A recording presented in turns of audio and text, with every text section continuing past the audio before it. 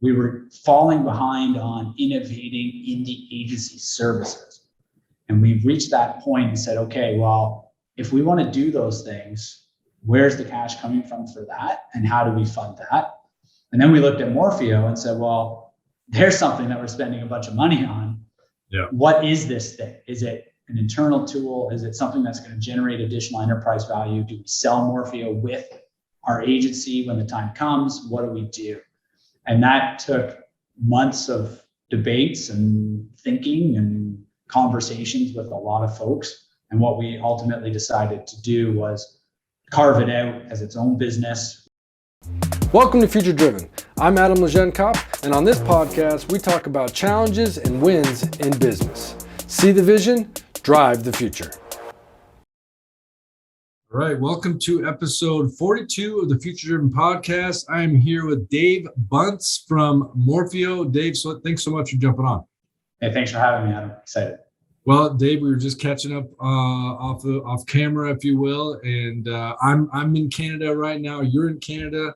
Good to connect with you. And I came across your platform and was just thoroughly impressed. I don't know exactly where I came across Morphio, but I was just kind of blown away at the UI UX of that of your software, and was really interested. So give us a quick kind of overview of what Morphio is before we kind of dig into your background.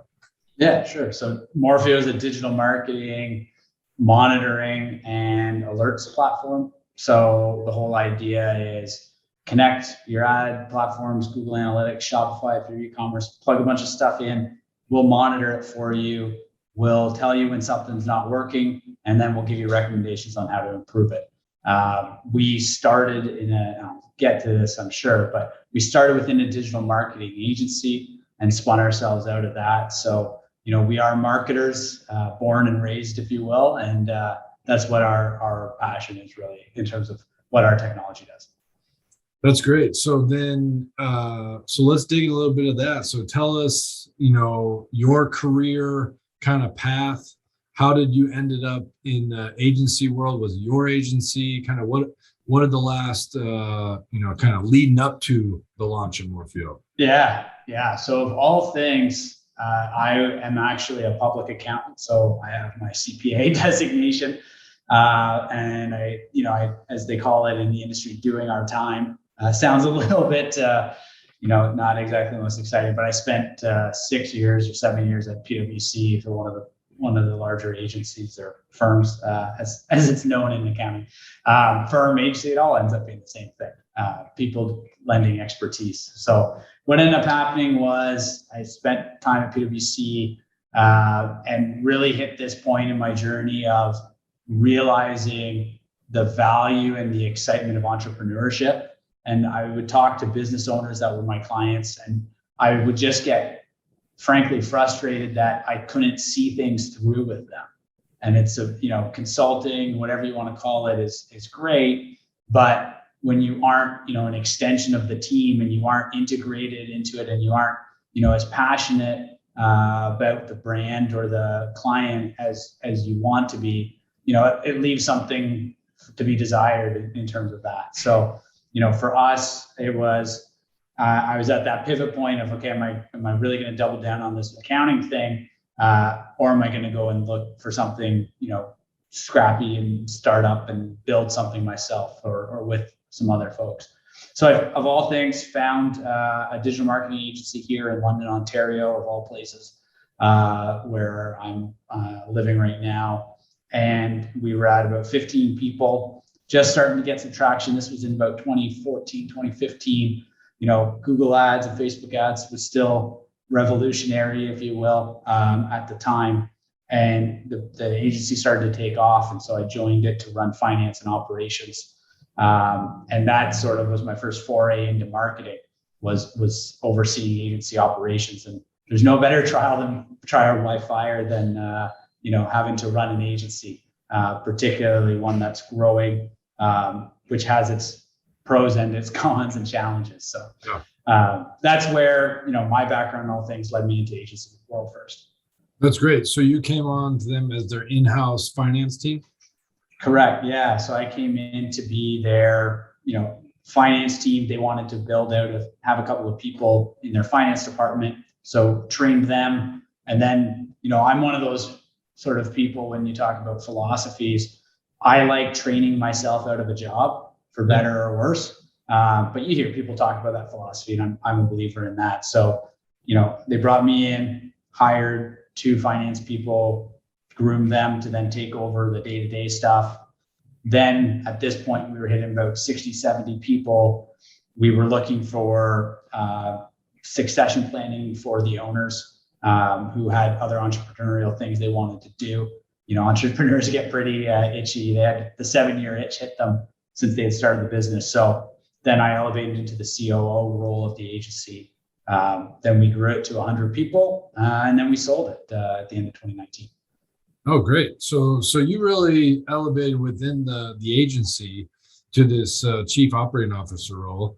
And how was that right? Chief operating officer? Yep. So how did, with having just a finance background, how did that blend with the other executives that were, driving the marketing side of the business? I'm curious kind of what that dynamic was like. Yeah, great question.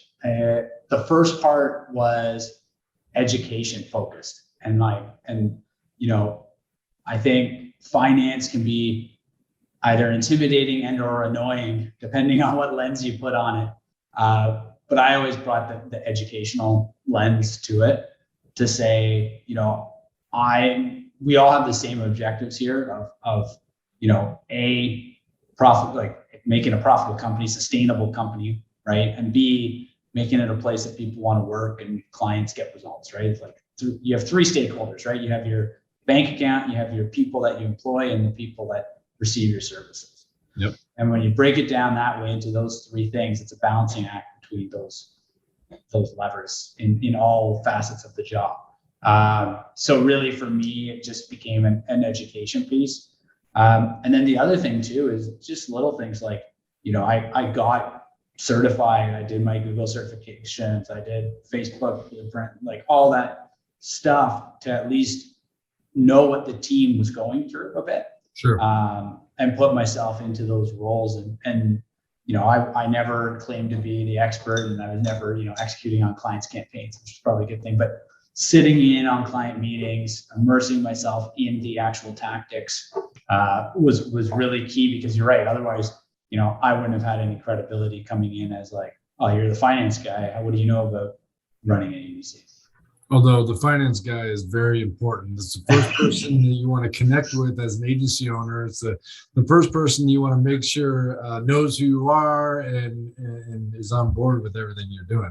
That's right. they cut the checks. Yeah.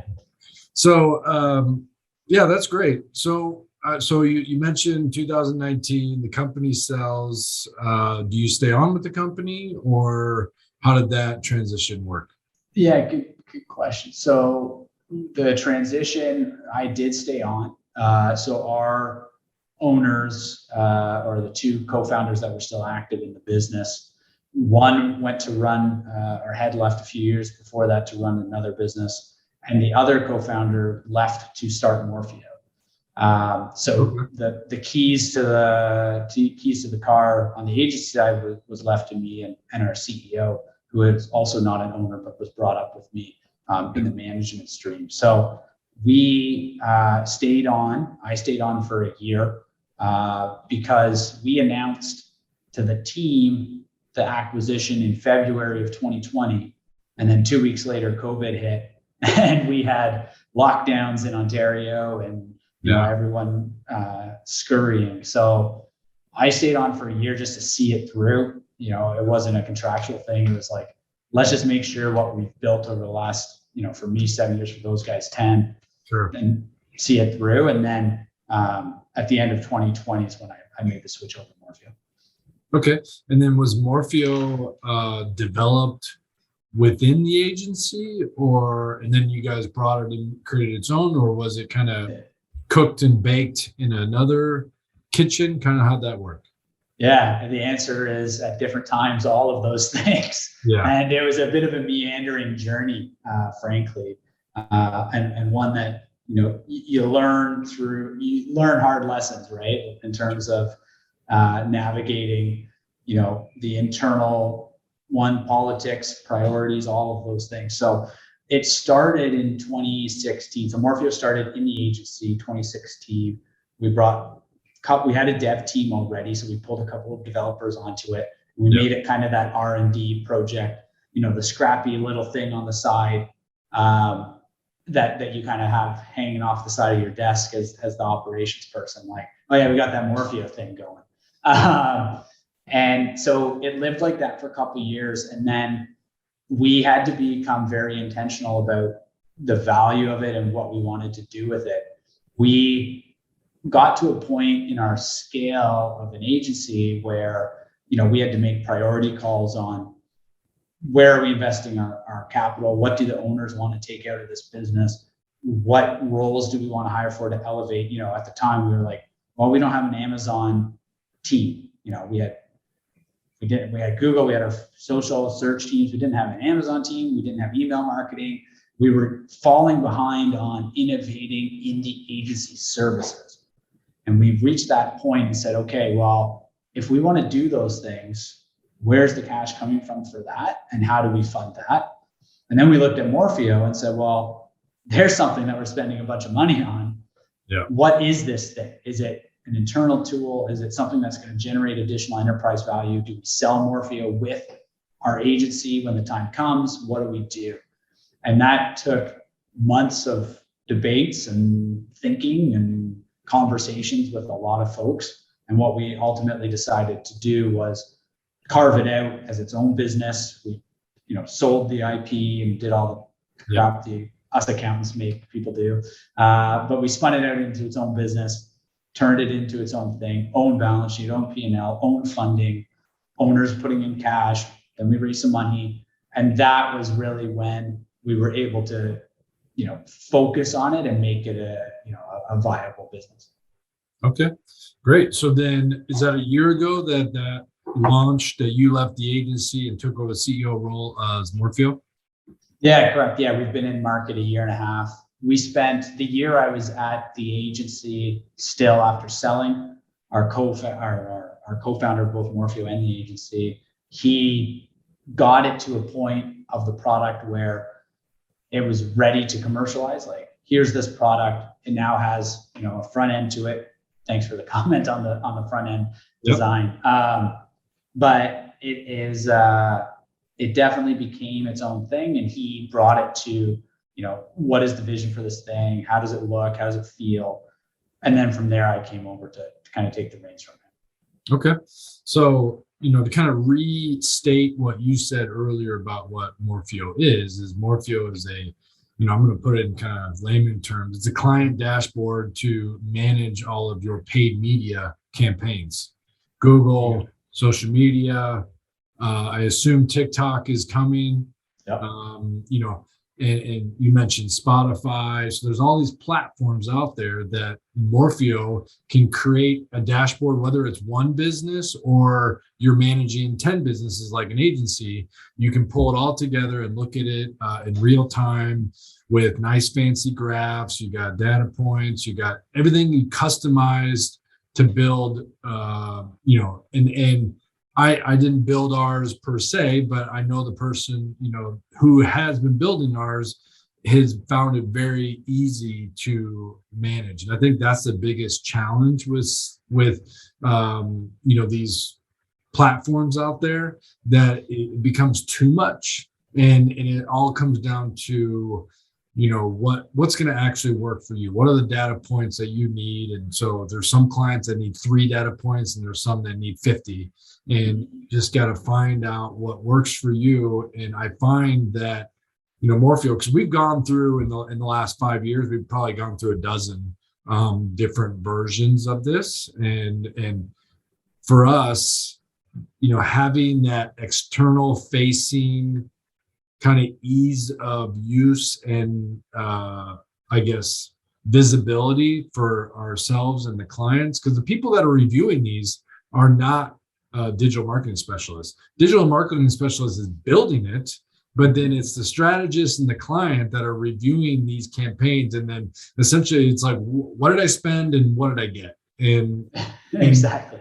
And that's kind of really why some of our dashboards are like 5 data points, and just because we feel weird having only 2, like That's right. spend and conversions. Yeah. So that's my kind of quick overview from my experience. We've only used Morphio for the last couple of months, but so let's dig into a little bit more about the technology and what makes your platform different than others out there. There's a lot of competition in your space. So what makes Morphio unique? Yeah, great question, because there is, and it's a crowded space. The one of the lines I always talk about is accessible AI. And what I mean by that is the user interface, like you said. Can somebody who is not a data scientist, somebody who is not even a digital marketing specialist, can they understand the information? Can they get the right context from what we're presenting simply and easily? And that's number one for us. So that's number one in terms of accessible AI. The other way it's accessible is price point. For us, we don't look at, and depends on what you call price point, but yep. the difference to us compared to some of our competitors is that we're providing it at a accessible price point for SMBs and smaller agencies. And so, you've got our ideal client is, an agency of 10, 20 people, or an SMB that is a marketing manager or an owner, and they have a lot of other responsibilities. And this is just one of the things they deal with. Yep. I think too many of our competitors build it like a data scientist or an engineer would. No offense to engineers, but it's a different mindset. And when I look at those interactions and tools, they're clunky, hard to understand. Ours is very simple, clean. Those are the words that users give us. And then the other thing that makes us a bit different is how we view automation. And so going into what is the future of marketing? And you look at the changes the platforms are making. Google Ads, for example, continuing to push their new campaign type Performance Max, Google Analytics going to GA4, which is all event-based tracking, etc. These shifts are very clearly being made in order to reduce the amount of manual inputs and friction that happens in these campaigns, for better or worse. I'm not going to go down that path of ethics and opinions on that. But what I find in our space is there's a lot of tools that are automation tools. And what they do is they'll say, you should change this keyword to this, or you should change your bid strategy from this to this. The way that Google campaigns are going, those levers are not going to be able to be pulled by any marketer, manually or automated anymore. It's just not. And so for us, the way we view value and value creation is giving the strategist the information faster and clearer than anybody else. So we aren't going to try to compete with Google on automation and optimization of a campaign. We're not pretending to say, hey, change these keywords to this because this is why. You can get those recommendations when you log into Google. You can look at them when you log into Facebook. But who is that objective source of information cross-platform in one spot? That's us. That's how we view us as being different. Is there aren't too many tools out there that have side by side Google ads, Facebook ads, Bing ads, Microsoft ads. Here's how they're all performing. Here's where you should reallocate spend across those platforms. Or here's where you could save money instead of spending. Google's usually not recommending decreases in spend. So that's how we differentiate is the accessibility of our AI, both price point and visual, and then also how we view time savings and value, not on an automated basis, but on a speed and clarity of information. Okay, so I guess I want to make sure I was tracking with what you were just talking, because within within the platforms, the algorithms and the platform itself is automating, making changes and suggestions. And it's, as we like to say, we let the algorithm do the work. Yes. And that's happening, and that's become increasingly more over the last 5 years. And so as you talk about projecting the future 5-10 years, it's just going to become more and more automated. Mm-hmm. So then you can't compete, or don't want to obviously compete with the platform itself, because of Google and Meta and these other platforms being so strong, and they're actually the actual platform, so you can't beat them. It's like betting against the house. You can, that's right. You can win every once in a while, but ultimately you stay at the table, you're going to lose ultimately, right? That's right. So, but then Morphio comes in and mainly as a reporting tool, right? That's the main thing. I don't want to undermine the tool, but it's a reporting tool, right? And then, but you also have suggestions and adjustments built in that are not within the platform. Is that correct? Exactly. Yeah. So the way we view it is, we'll report the data, but since we have the data here, we're going to monitor it and give you some analysis on it. So if you think of others, going back to like differentiators in the space, you think of some of the typical reporting tools that might have some nice visualization, or even, people that say, I just want to use Data Studio or whatever. Yeah. Data Studio isn't going to send an email to your inbox or a Slack or anything like that when your budget is overpaced by 10%. Data Studio isn't going to, tell you when you should spend less money on Facebook and more on Google. And so that's what ours is. Right. So I guess, Data Studio, right, is a free platform, right, that is available, and then it'll report, but you could, like you said, if you don't watch it, you could go, over budget. Right. And so then you're compensating with human hours to monitor that. So your technology monitors a certain amount of things and then sends notifications or emails, however you set it up. Exactly. Because your platform has, preferences, out to, that are crazy, right? Like you can build out whatever customization you want. Correct. Fit. Yeah. So if you set as the business owner, what are your goals? Yeah, I want, leads that cost less than $50, or I want 100 conversions this month, or I want to spend no more than $5,000. Plug those inputs into our system, and we'll be your smoke detector or your check engine light to say something's going on here. This is where it is. This is what we think you should do about it. We leave the control with the marketer, but we get you past the point of investigation, past the point of applying your business logic, past the point of analysis, and into, okay, here's everything I needed to know in one place. Now I can go make my decision. Okay. So then, and you mentioned agencies are your target in the boutique size agency. Why that? Why are you targeting that size of company? Is it because of the competition in the space that they're already in?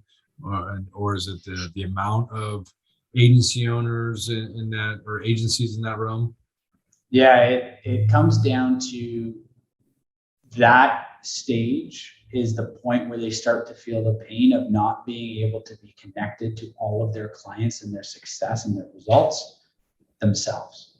So if you're an independent consultant, we do have independent consultants that use Morphio, and we also have agencies with 500 clients using Morphio. But that ideal fit is at the point where that agency owner has either intentionally or unintentionally become unaware or unable to consume all the information to know exactly what's happening on every account.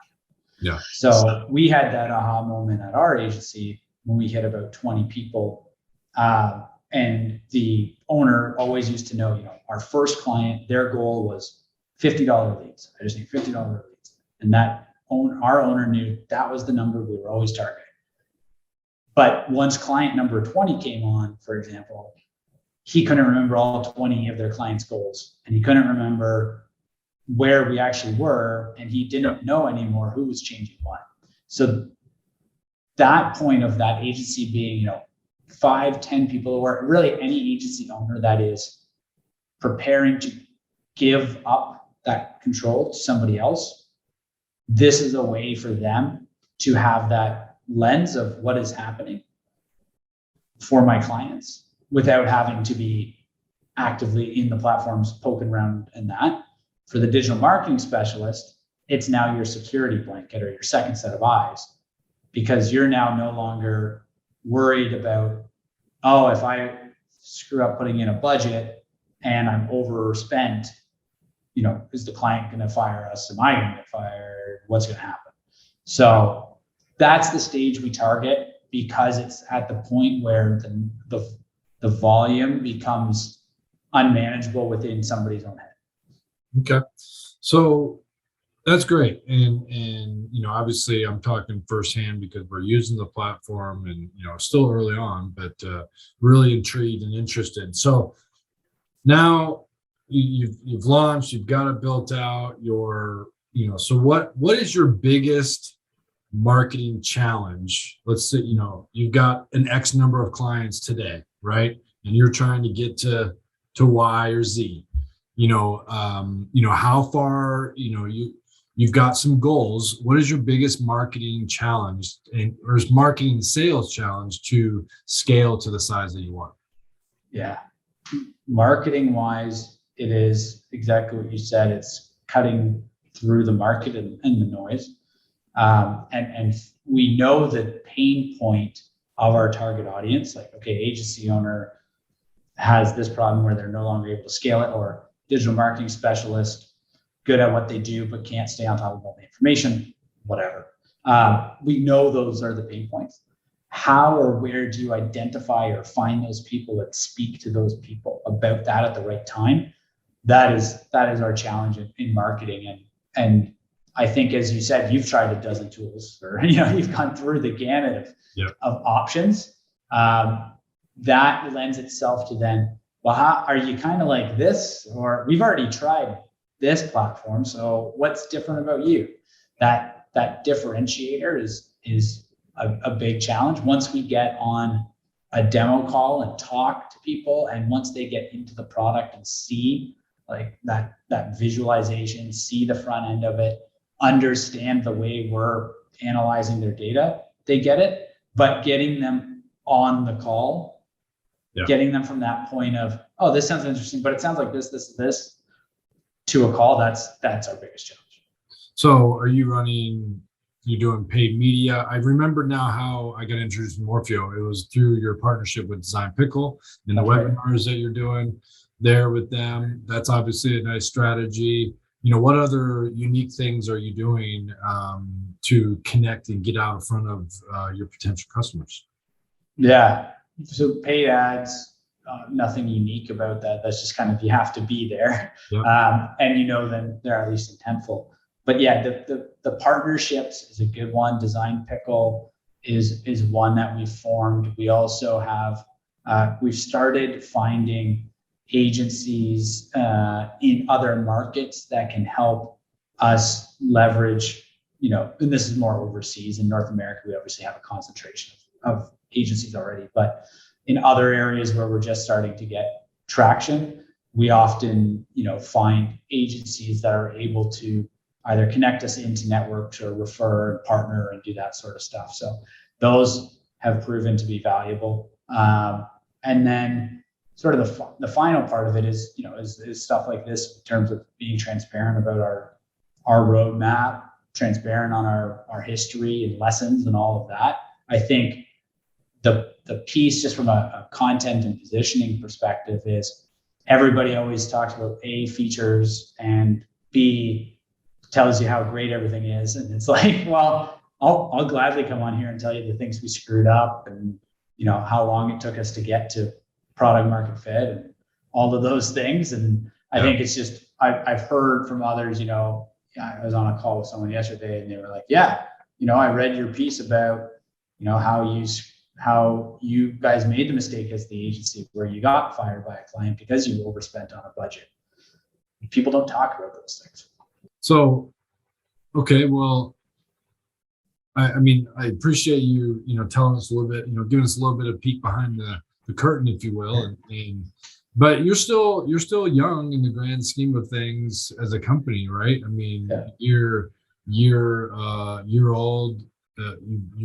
You've grown from the agency, but Morphio is a standalone from what I know it. It's great to know the backstory, but Morphio has been around since 2020, and you're ready to attack and build up your client base. So what is the future for Morphio? Have you laid out the next 5 years and kind of have your plans? Is it just about scaling to customers? Do you add more features? How do you, kind of, what does that roadmap look like? What is the future? This is the Future Driven Podcast. That's right. We got to talk about the future as well. That's right. So future for us, in knowing that the way the platforms are going with their own automation and campaigns, we know that we're going to have to get to the granularity of analyzing not necessarily campaigns, but components, and specifically getting down to copy and creative, right? Because those are still going to be the only things really that marketers can control. And they can't necessarily control even today with, responsive display ads and things. Yep. They can't control those combinations, for example, but they control the inputs of like, I'm typing these words and I'm going to give that to Google. They're going to figure out, along with the creative, what goes together, where does it get served, that all is going to happen. But somebody still has to decide, this business is saying these things or showing these images. Is that working or not? Yeah. That's where we need to go. And it's interesting. There's very few tools that get to that level of granularity right now. Some on copy.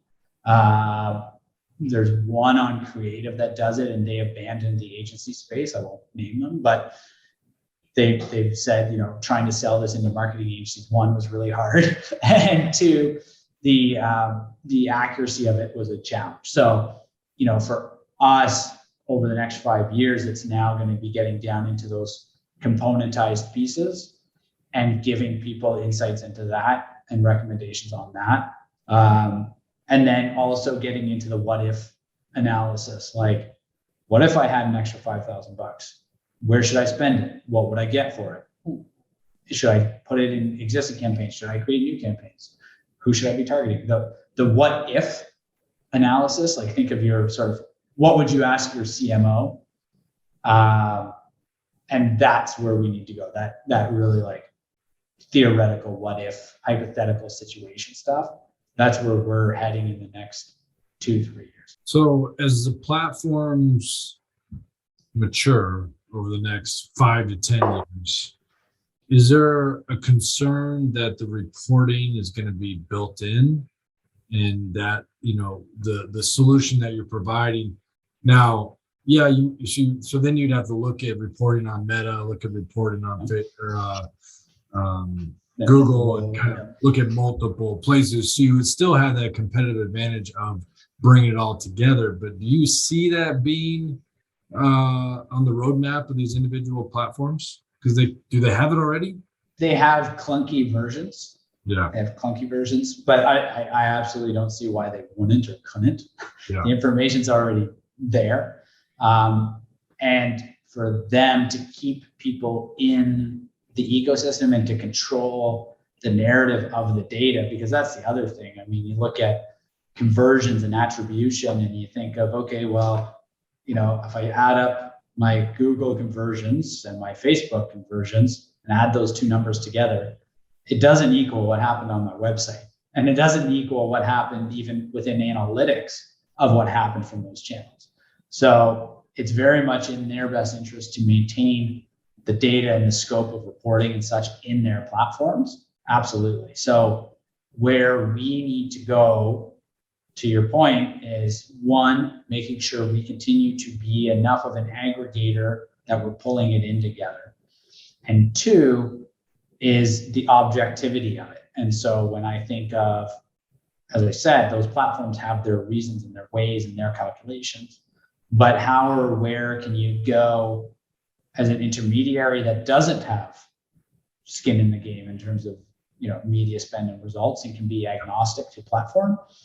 That's the positioning where we've started to take and are going to have to really double down on, because as you said, those the platforms can build anything. Let's face it, right? Like they could build whatever they want.